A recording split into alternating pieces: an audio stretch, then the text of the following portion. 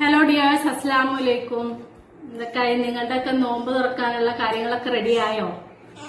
ഞങ്ങളിതാ നോമ്പ് തുറക്കാനുള്ളതൊക്കെ റെഡിയാക്കി ബാങ്ക് കൊടുക്കുന്നത് വെയിറ്റ് ചെയ്തിരിക്കുകയാണ്. ഞാനും കുട്ടികളും മാത്രമേ ഉള്ളൂ, അങ്ങനെ കാര്യമായിട്ട് സ്പെഷ്യലും കാര്യങ്ങളൊന്നും ഞാനും പിന്നെ അതാ ഈ മൂന്നെണ്ണങ്ങളുമാണ് ഉള്ളത്. കഴിക്കണോടെ നോക്കേ, അതുകൊണ്ട് അങ്ങനെ കാര്യമായിട്ട് സ്പെഷ്യലൊന്നും ഇല്ല. എന്നാലും ഉള്ളത് എന്താന്നുള്ളത് ഞാൻ കാണിച്ചു തരാം കേട്ടോ. ബേബിക്ക് നോമ്പുണ്ടോ? നോമ്പിന് എന്താ ബേബിക്ക് ഇഷ്ടം? എന്താണ്? സമൂസ ഉണ്ട്, പിന്നെന്താ ഓറഞ്ച്, ഈത്തപ്പഴം, ഇളനീർ, മിൽക്ക് ഷേക്ക്, നാരങ്ങ വെള്ളം, ചിക്കൻ കറി, റൈസ് പത്തിരി.